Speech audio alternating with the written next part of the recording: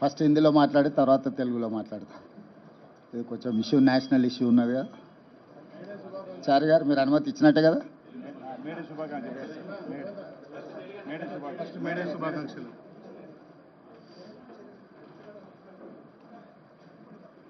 पत्रकार मित्रों, आपके सबके स्वागत है। कल केंद्र सरकार ने जनगणना में कुलगणना करने के लिए, जाति गणना करने के लिए तय कर दिए।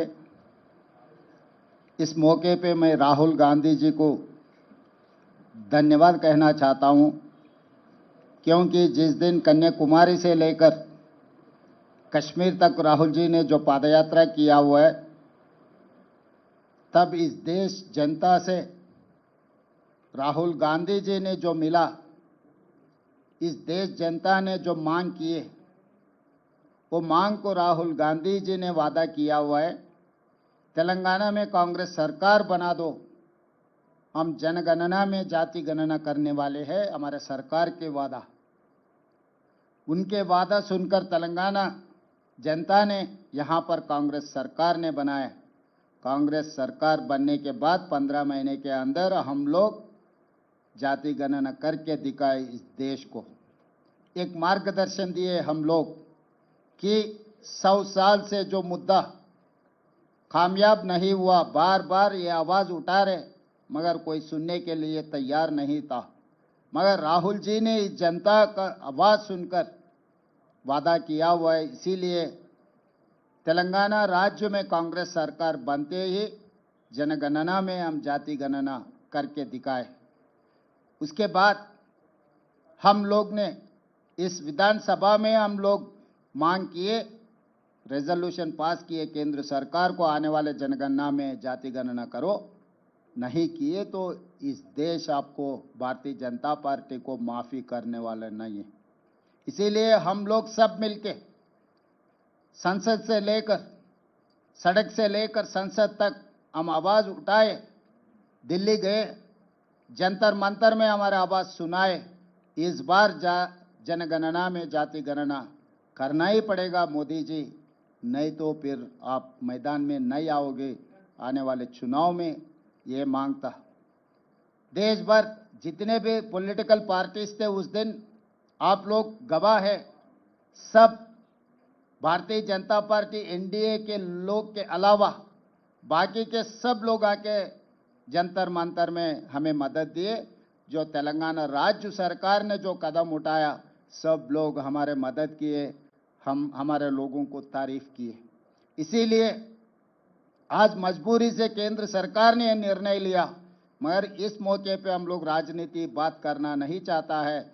नरेंद्र मोदी जी के नेतृत्व में केंद्र सरकार ने अब जनगणना में जाति गणना करने के लिए जो तय किए, जो निर्णय लिए, हम लोग अभिनंदन करना चाहता है केंद्र सरकार को, नरेंद्र मोदी जी को धन्यवाद कहते हुए कुछ सुझाव है, हमारा एक्सपीरियंस है, हम लोग कुछ सीख लिए।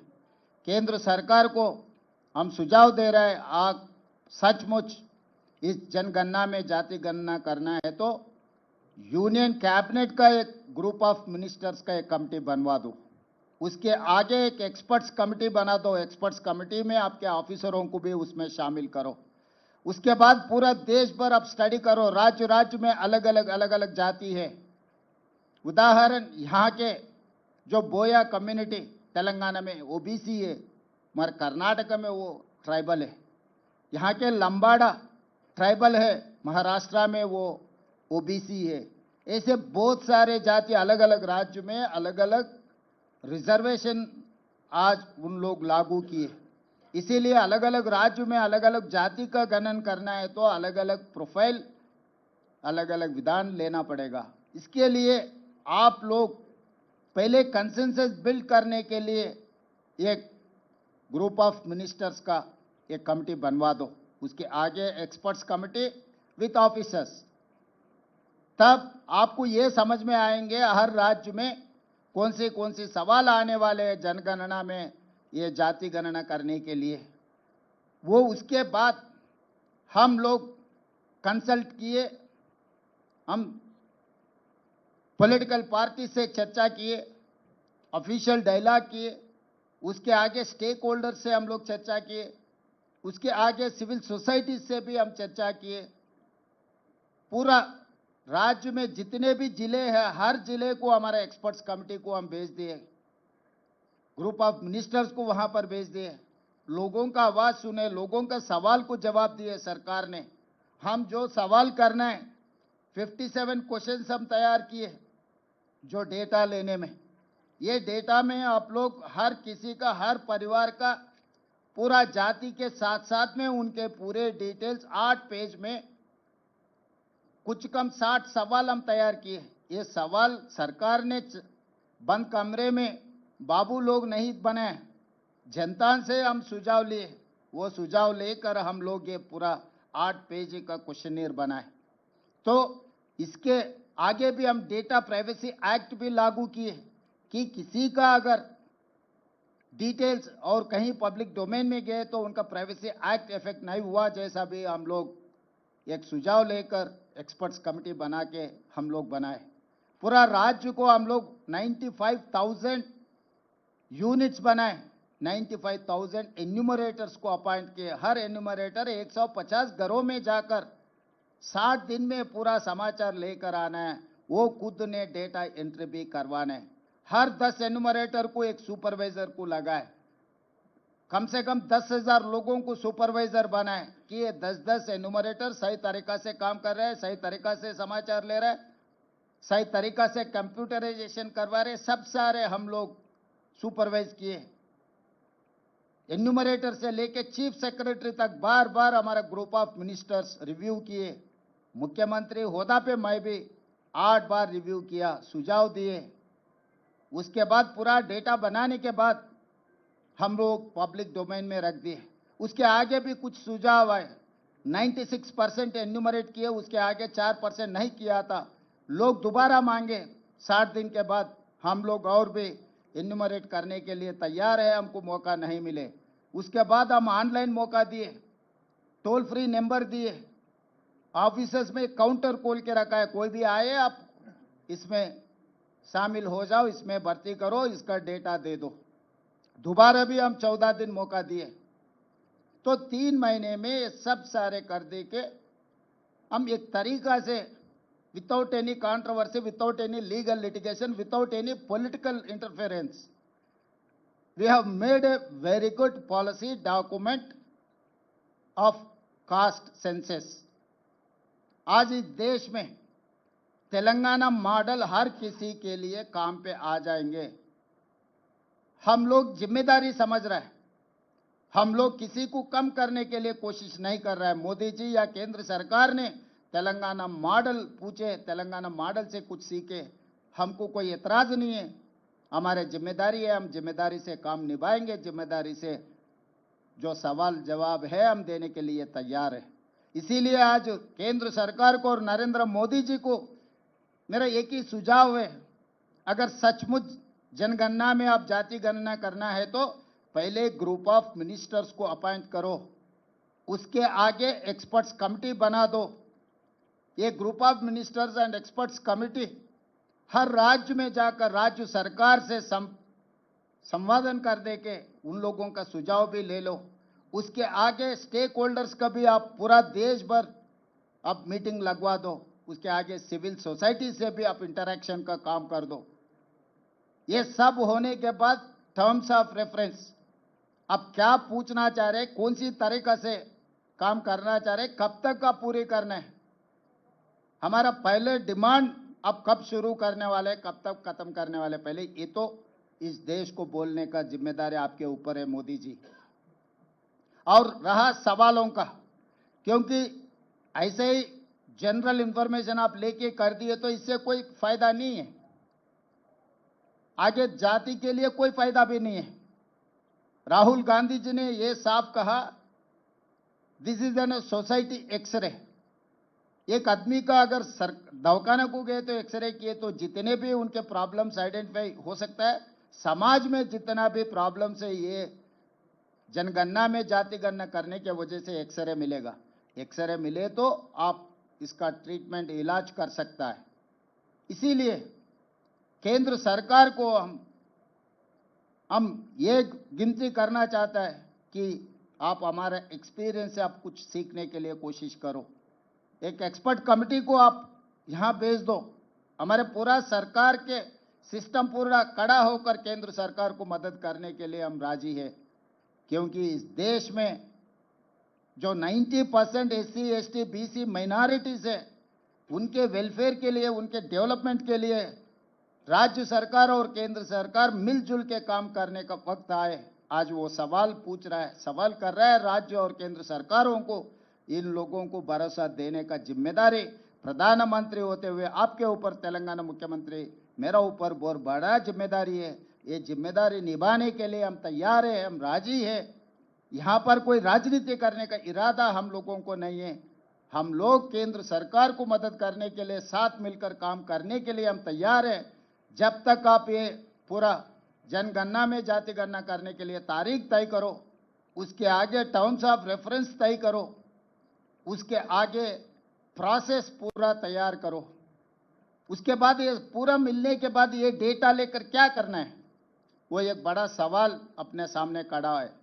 इसीलिए हम लोग एक्सपर्ट्स को, जस्टिस सुदर्शन रेड्डी, कंचे अय्यलैया, प्रोफेसर शांता सिन्हा से एक कमेटी डाले, ये पूरा डेटा देके हम लोग क्या मदद कर सकता है, इन लोगों को हर जाति के लिए हम क्या कर सकता है। All these are experts in the society, they have rich experience.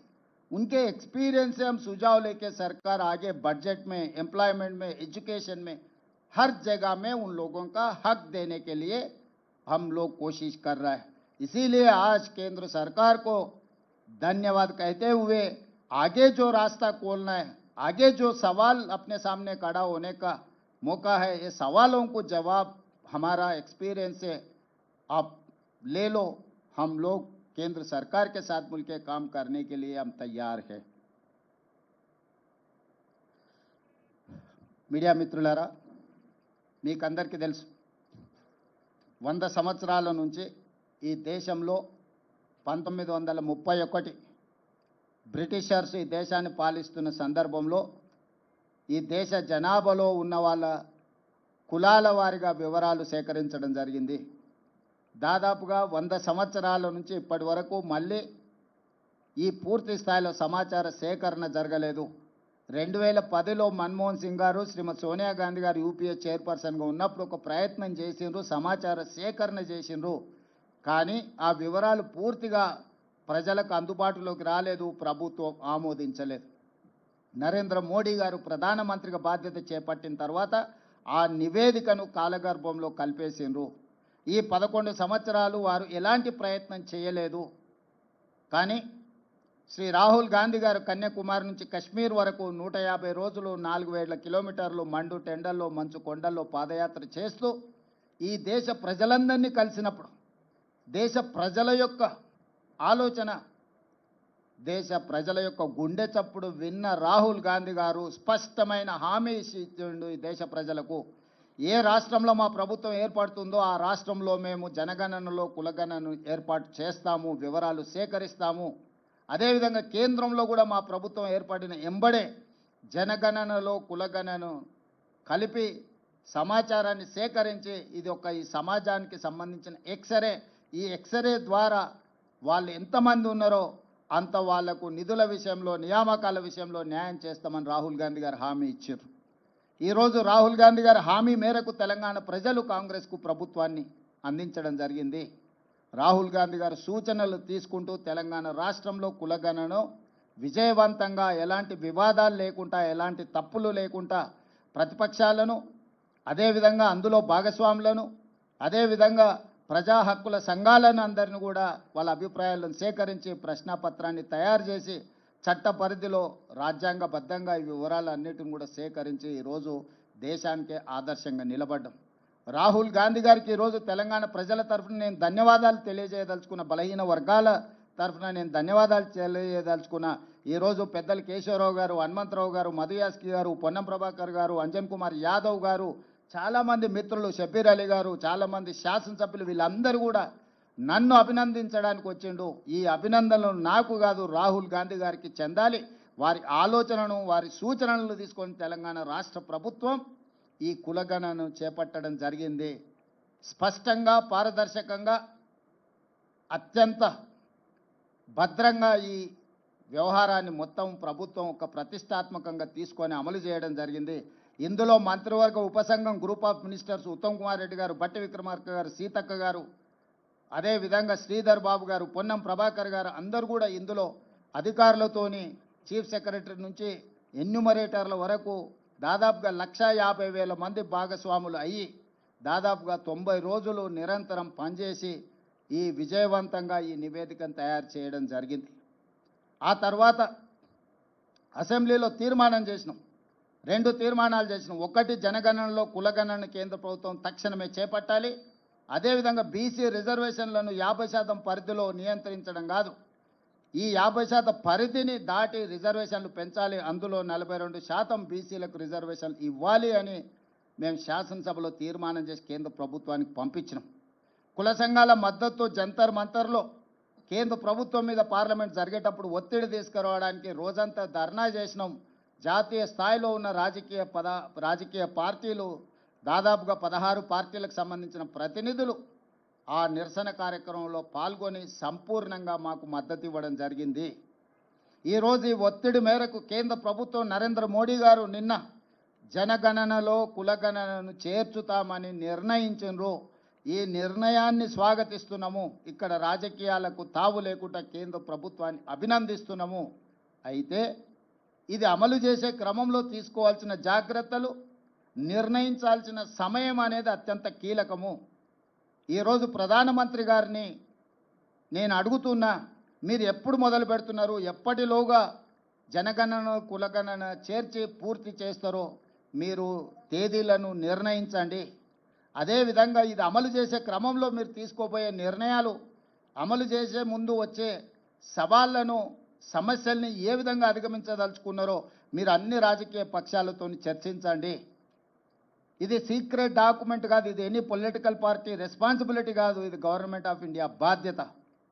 కేంద్ర ప్రభుత్వం ఒక నిర్ణయం తీసుకొని ఒక విధానాన్ని తెచ్చినప్పుడు అన్ని రాజకీయ పార్టీలతోనే పార్లమెంటరీ వ్యవస్థలో భాగస్వాములైన ప్రతి ఒక్కరితో చర్చించి వాళ్ళ సూచనలు తీసుకోవాలి.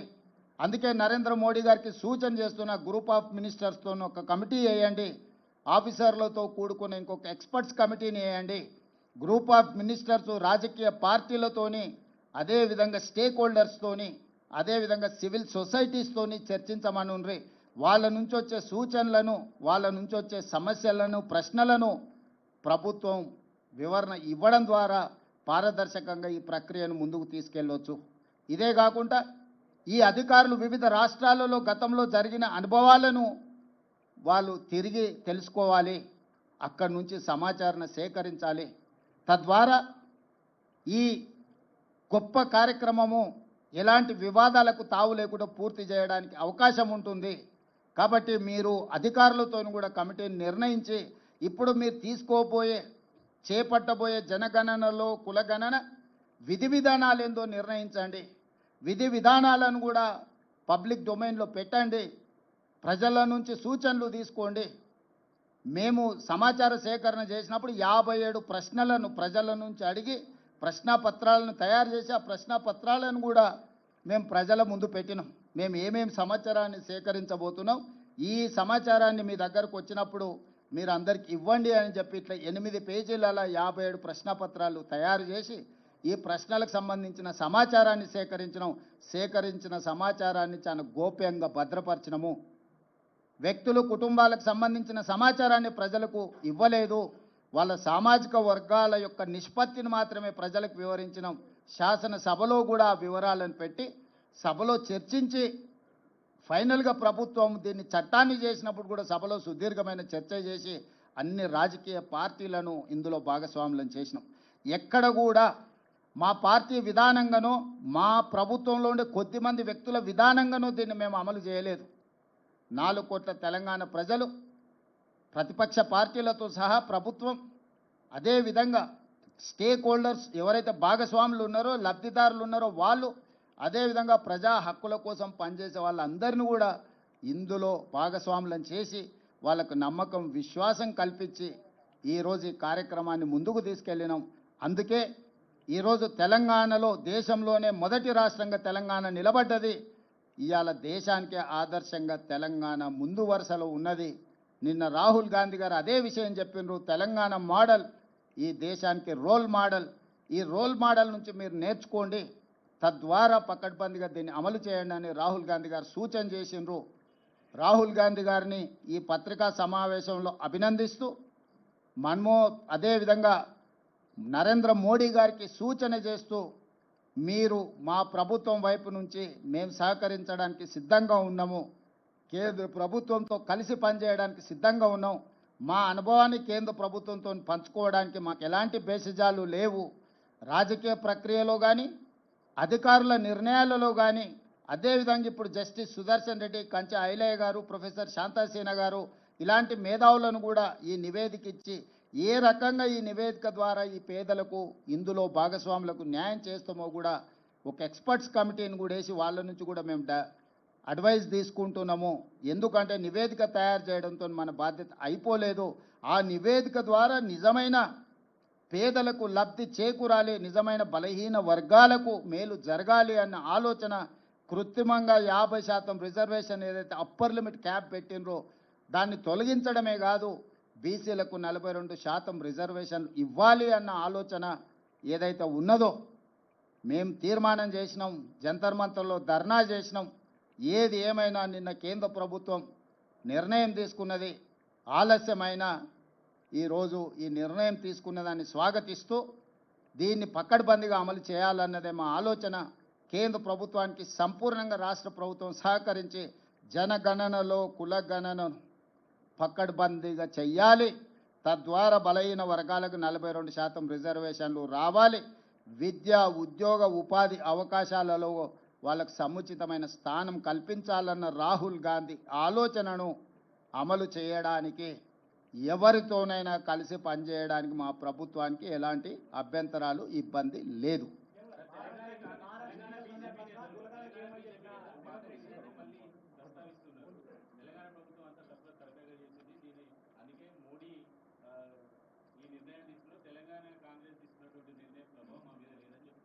నేను వాళ్ళ మీద ప్రభావం ఉందా లేదా, రాజకీయపరమైన ఆరోపణలు ప్రత్యారోపణలు ఈ సందర్భంగా చేయదలుచుకోలేదు. లక్ష్యం మాకు స్పష్టంగా ఉంది. ప్రజలకు మా పట్ల విశ్వాసం ఉన్నది. దేశంలోనే మా ప్రభుత్వం చేసి చూపించింది. ఇలాంటి విమర్శలు చేసే నాయకులను నేను ఒకటే ప్రశ్న అడుగుతున్నా.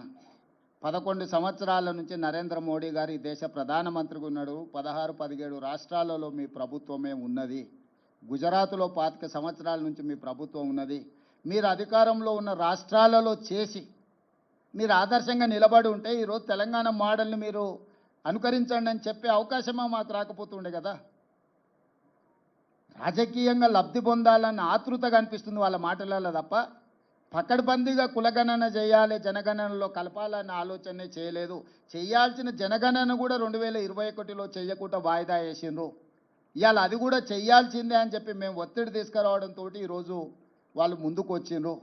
ఏది ఏమైనా స్థానిక బీజేపీ నాయకులకు కొంత అసూయ, అసంతృప్తి, మోడీ గారు రేవంత్ రెడ్డి గారి విధానాలను అనుకరిస్తున్నాడు అని కక్కలేక మింగలేక దుఃఖంతో ఉన్నారు.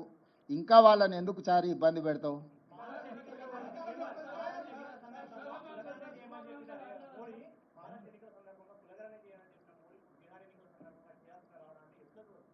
అంటే ఇవన్నీ రాజకీయాలకు ముడిపెట్టకండి. నేను ఒకటే చెప్తున్నా, ఇది ఈ దేశ ప్రజలకు మేలు జరుగుతుంది. ఏ ఒత్తిడితోనైనా నిర్ణయం తీసుకొని, ఏ అవసరంతోనైనా నిర్ణయం తీసుకోండి. అంతిమంగా ఈ బలహీన వర్గాలకు న్యాయం జరగాలి. ఇప్పుడు రాజకీయపరమైన వివాదాలను, ఆరోపణలు చేయడం మొదలు పెడితే ఆ వర్గాలకు నష్టం జరుగుద్ది. మేము ఆరోపణలు చేయదలుచుకోలే. నేను ఈ సందర్భంగా ఏ ఒత్తిడితోనైనా, ఏ అవసరం కోసమైనా చేయడం ద్వారా నిజమైన లబ్ధి బలహీన వర్గాలకు చేరాలి. అదే మా లక్ష్యం, రాహుల్ గాంధీ గారి లక్ష్యం, మా లక్ష్యం, ఈ వేదిక మీద ఉన్న ప్రతి ఒక్కరి ఉద్దేశం అదే. కాబట్టి మేము దీన్ని ఏ ఎన్నికలకు, ఏ రాజకీయ వివాదాలకు మేము ముడిపెట్టదలుచుకోలేదు.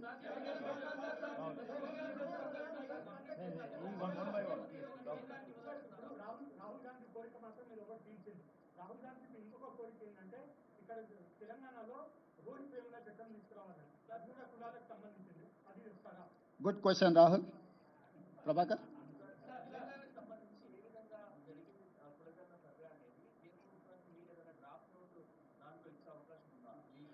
మేము ఆల్రెడీ ఆ నివేదిక పంపించినాము.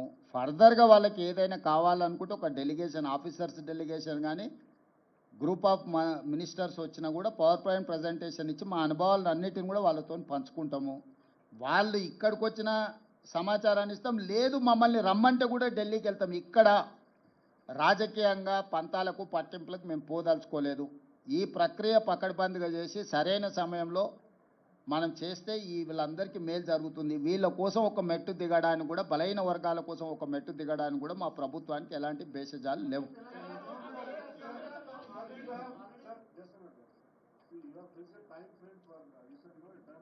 Yes, yes, yes. Sir, actually 1 year is the time frame. We have taken 1 year. So my advice is 1 year is max. Why? Because we have done and we have learned something from that, out of that experience. We are there to share with Government of India my experience. So 1 year's time frame is reasonable time. They can do miracles in within a year.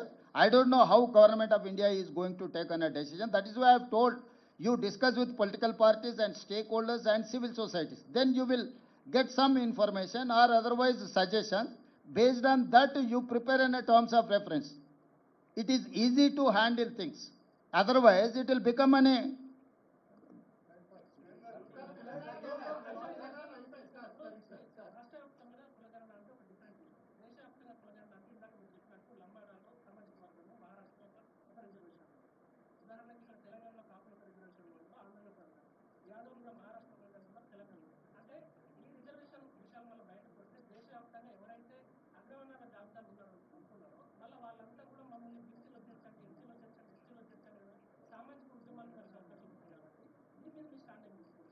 ఇప్పుడు వాస్తవంగా దీన్ని గందరగోళపరిచే వాళ్ళు లేవనెత్తుతున్న అంశాలు. ఏ రాష్ట్రానికి ఆ రాష్ట్రానికి రిజర్వేషన్లు, ఆ సామాజిక వర్గాల నేపథ్యాన్ని తీసుకొని నిర్ణయాలు జరిగినాయి. ఇది స్టేట్ యాజ్ ఏ యూనిట్. నేను అందుకే ఆ సూచన చేసిన. ఇప్పుడు ఈ ప్రశ్నలన్నీ కూడా వాళ్ళు ఆల్ పార్టీ మీట్ పెట్టినరు అనుకో, లేకపోతే స్టేక్ హోల్డర్స్ మీట్ పెట్టినరు అనుకో, లేకపోతే సివిల్ సొసైటీస్ని పిలిచినరు అనుకో, మీరు అడుగుతున్న ప్రశ్నలన్నీ ప్రభుత్వం ముందుకు వస్తాయి. ఎక్కడైనా ఏ స్టేట్కి ఆ స్టేట్ రిజర్వేషన్లలో ఏది ఎందులో కలుపుకోవడానికి వెసులుబాటో ఆ లిస్ట్ ఉంది. ఒకవేళ ఏదైనా సామాజిక వర్గం ఒక రాష్ట్రం, గతంలో కాపులు ఓసీలలో ఉండేది, 1976లో బీసీలలోకి వచ్చిండ్రు. 1976 కంటే ముందు లంబాడాస్ కూడా బీసీలలో ఉంది, తర్వాత వాళ్ళని ఎస్టీలలో తీసుకొచ్చిండ్రు. ఇట్లా రకరకాల సామాజిక వర్గాలు వివిధ సందర్భంగా, ఎల్లాపుల, కొప్పుల వెలమ వాళ్ళందరూ ఒకప్పుడు ఓసీలు. చంద్రశేఖరరావు గారు 96లో వారిని తీసుకెళ్లి బీసీలలో కల్పించిండు. దీనికి లోకల్ బాడీ ఎన్నికలకు సంబంధం లేదు మిస్టర్ సూరజ్.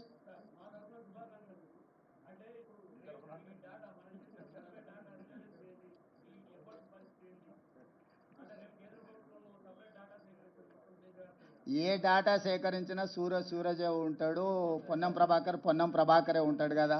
వారు వీరు గారు, వీరు వారు గారు, వాళ్ళందరిని వచ్చి సేకరించమంటున్నాం. మేము ముందు నుంచి కూడా చెప్పినాం, అయ్యా మేము ఒక విధానంతోనే ఒక ప్రక్రియ ద్వారా సంపూర్ణమైన సమాచారాన్ని సేకరించడం, 97% జనాభా ఈ ప్రక్రియలో పాల్గొన్నారు, ఇవి లెక్కలని చెప్పినాం.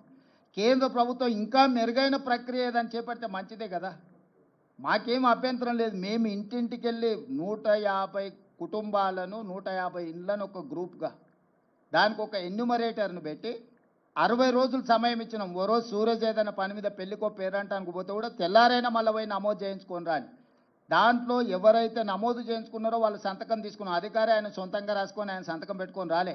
ఆ కుటుంబ పెద్ద దగ్గర, కుటుంబ వ్యక్తుల దగ్గర కూర్చొని ఆ కుటుంబ పెద్ద ఎవరు, కుటుంబంలో ఉన్న సభ్యులు ఎంతమంది, వాళ్ళు ఏ సామాజిక వర్గము, వాళ్ళకి ఏమేమి లబ్ధి పొందుతున్న ప్రభుత్వ పథకాలు, రాజకీయంగా ఏమైనా రిజర్వేషన్లు పొందినరా, అన్ని వివరాల ప్రశ్నపత్రంలో ఉన్నాయి. ఎవరు ఏది నిజం చెప్పినా అబద్ధం చెప్పినా, ఆస్తుల అప్పుల విషయంలో నిజాలు అబద్ధాలు చెప్పొచ్చు, కానీ కులాల వివరాలు ఎవరు కూడా అబద్ధం చెప్పరు. ఇది 100% నా సంపూర్ణమైన విశ్వాసము. కులాల లెక్క పక్కగా తేలిన తర్వాత సంక్షేమ పథకాలు ఎట్లా అమలు చేయాలనో ఆటోమేటిక్గా ఆ స్టేటస్ అనేది మన దగ్గరకు వచ్చేస్తుంది. కేంద్ర ప్రభుత్వమే ప్రామాణికం. ఎప్పుడు కూడా ఎలాంటి డేటా అయినా గవర్నమెంట్ ఆఫ్ ఇండియా ప్రివేల్స్. ఇప్పుడు ఏ డేటా లేనప్పుడు నా డేటా ప్రామాణికం. కేంద్రమే ఒక ప్రక్రియను చేపట్టి ఇది డేటా రాష్ట్రాల వారి కానీ కేంద్ర ప్రభుత్వం ముందుకు వచ్చినప్పుడు ఆటోమేటిక్గా గవర్నమెంట్ ఆఫ్ ఇండియా ప్రివేల్స్.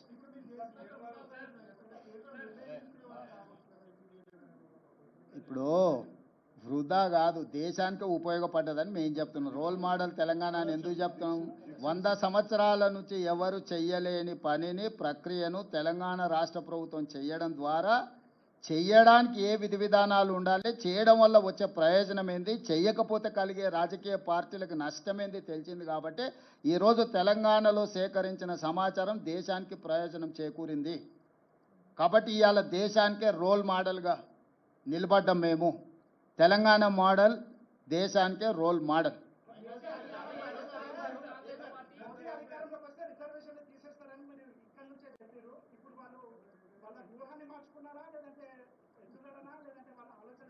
ఇప్పుడు సిద్ధు వాళ్ళు ఎందుకోసం చేస్తున్నా అనే దానికంటే దీనివల్ల ప్రజల ప్రయోజనం ఏందో చూడాల్సిందే.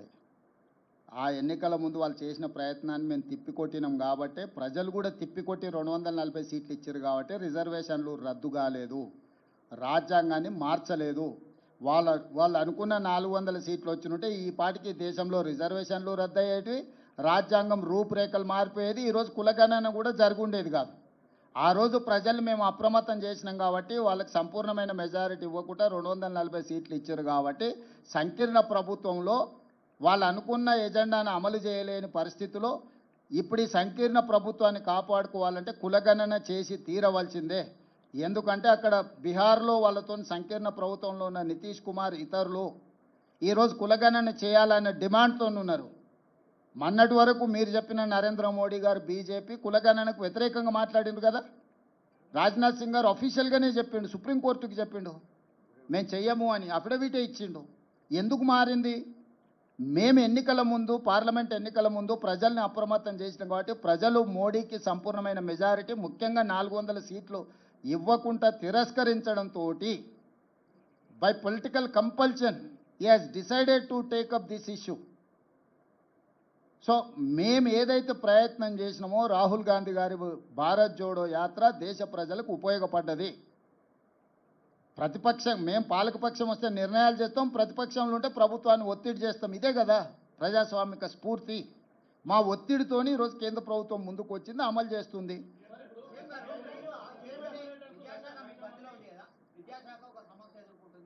ఇక అది ఇప్పుడు ఇది మాట్లాడుకున్నాం, ఇప్పటికాడికి దీనికి మాట్లాడదాం. ఇక్కడ ఇక్కడ దేని విషయం మాట్లాడదాం.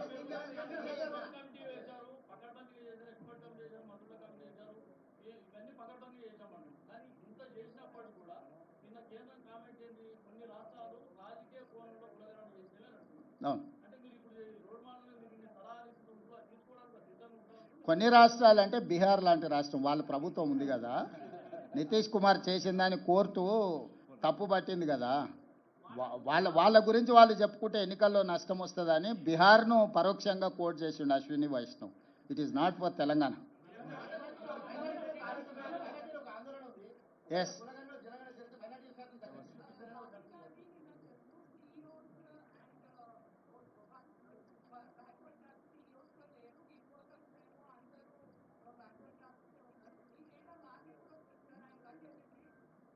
ఆయన ప్రధాన ప్రతిపక్ష నాయకుడు, ప్రజాప్రతినిధి కాబట్టి వారికి కొంత సమాచారం ఉంటుంది. మీరు ఈడనే ఉన్నారు లోకల్గా, you are live witness for everything.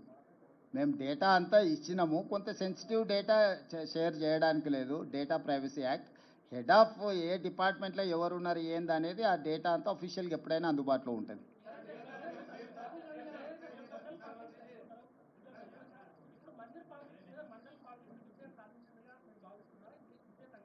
ఇప్పుడు జనగణనలో కులగణనే ఎత్తుకుందాం, అది ఒక్కదాన్నే ఎత్తుకుందాం మనందరం కలిసి.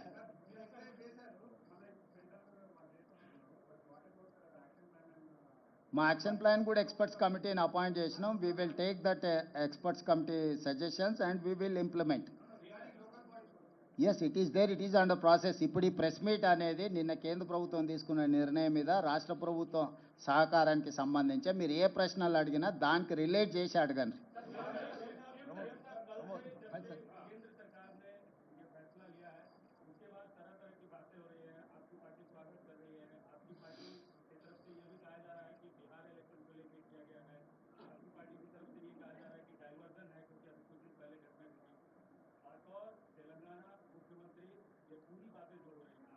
आप क्या सोचते हैं पूरे डिस्कशन में ये सही हुआ है, गलत हुआ है, और जो दो बातें कही जा रही हैं आपकी पार्टी की तरफ से डाइवर्जन एंड बिहार चुनाव को लेकर, उस पर क्या कहेंगे? चतुर्वेदी जी, ये सब सारे राजनीति में बार बार जब पत्रकार ने जो सवाल पूछा, सवाल के हिसाब से जवाब आएंगे। हमारे मित्रों ने क्या, आपके मित्रों ने क्या सवाल किया, हमारे मित्रों ने क्या जवाब दिया, मुझे तो पता नहीं।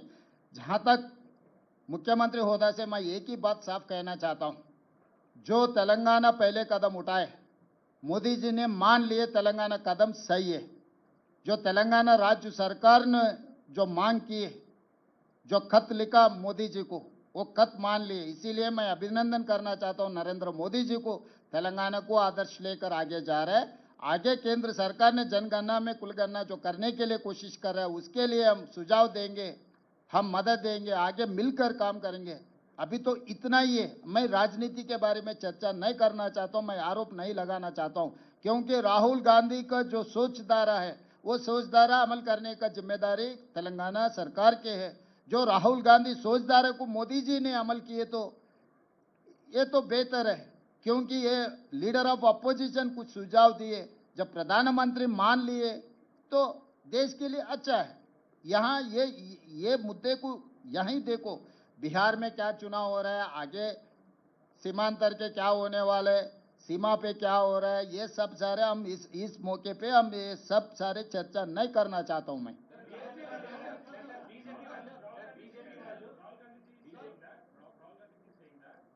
Whatever he said that Telangana model is going to become a roadmap for the center. So at the same time, he has also demanded for the timeline. He has also demanded for the cash to be removed for on 50%.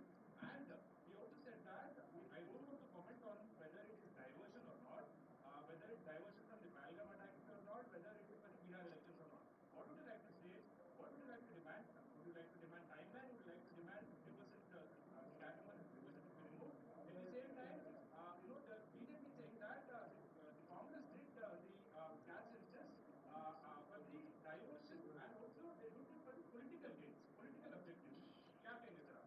भाई ये अभी मैं वही बोल रहा हूँ ना, इन लोगों को पता नहीं है मोदी क्या सोच रहा है, किसको फॉलो कर रहा है। ये छोटे छोटे लोग ये गलियों में कुछ ना कुछ कहते रहते हैं। किशन रेड्डी, संजय जी जो कह रहे हैं, आपको ज़्यादा ध्यान मत दो, क्योंकि केंद्र सरकार में क्या हो रहा है, मोदी जी क्या सोच रहा है, मोदी जी किससे मिल रहा है, किससे सुझाव ले रहे हैं, इन लोग बच्चों को कोई पता नहीं है। सो ये बच्चों के बातों में हम नहीं पढ़ना चाहता है। जो केंद्र सरकार ने जो काम कर रहा है वो सही किए तो हम लोग सही काम को हम पहचानेंगे। राहुल जी कल he has appreciated Narendra Modi and union government. Once my leader is appreciated union government, then there is no point to going back. आशीष,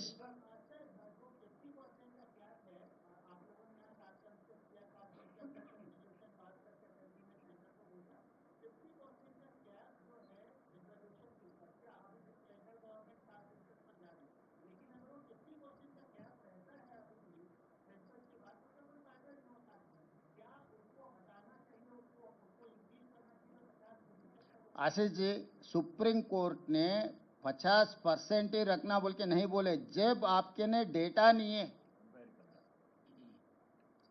जनगणना में कुलगणना नहीं किए, जब आपके ने डेटा नहीं है तो आप 50% के आगे कैसे जाएंगे, ये सवाल किया था। जब तक आप ये काम नहीं कर सकते उसको बढ़ा नहीं सकते।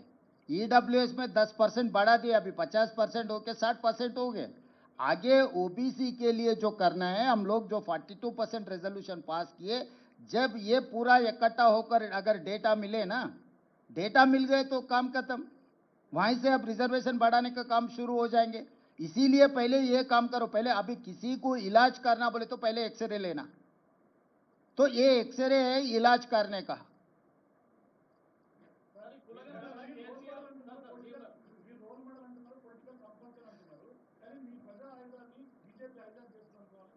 దేశ ప్రజలకు ఉపయోగపడ్డప్పుడు ఎవరు మమ్మల్ని ఆదర్శంగా తీసుకున్నా మాకేం అభ్యంతరం లేదు।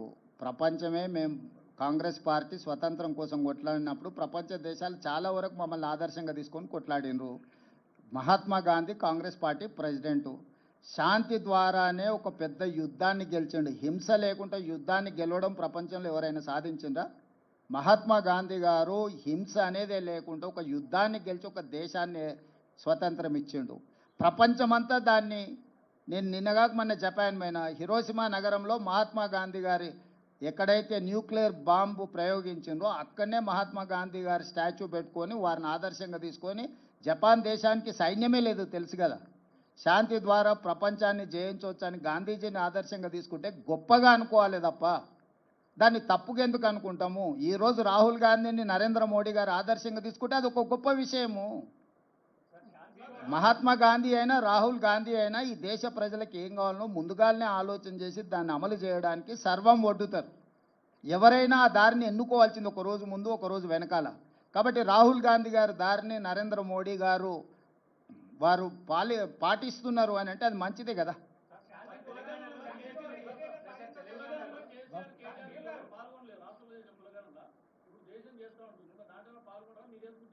నేను అనేది ఏంటంటే లేనోడు లేనట్టే, ఎందుకే మనకి చర్చ. వెనకడికి ఆయన ఒకటి చేసినప్పుడు చెప్పిండు కదా, ఉన్నోడే ఉన్నట్టు లేనోడు పోయినట్టు అని చెప్పిండా. సమగ్ర కుటుంబ సర్వే చేసినప్పుడు నమోదు చేయించుకున్నోడే ఉన్నట్టు, నమోదు చేయించుకోకపోతే పోయినట్టు అని వారు అన్నారు కదా. వారికి స్పష్టత ఉంది, కొండలు నీకెందుకు లేదు?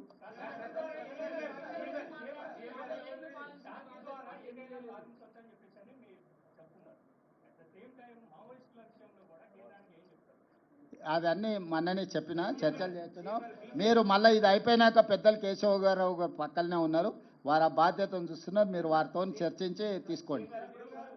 కానీ ఎక్కడైనా మా ప్రభుత్వము మా పార్టీ హింసకు వ్యతిరేకము. హింస రాజ్యము చేసినా, హింస సామాన్యులు చేసినా, హింస సంఘాలు చేసినా హింసకు మేము వ్యతిరేకము. హింస జరగొద్దు, చర్చలు జరగాలి. ఎంత పెద్ద సమస్యకైనా చర్చలే పరిష్కారం అని విశ్వసించే పార్టీ సిద్ధాంతం మాది. కాబట్టి ఏ దానికైనా చర్చలే పరిష్కారం, చర్చలు చేయాలన్నదే మా ఆలోచన. కాకపోతే అధికారికంగా మా కేంద్ర పార్టీతో కూడా మాట్లాడి నిర్ణయం తీసుకుంటాం. ధన్యవాదాలు. Okay, thank you.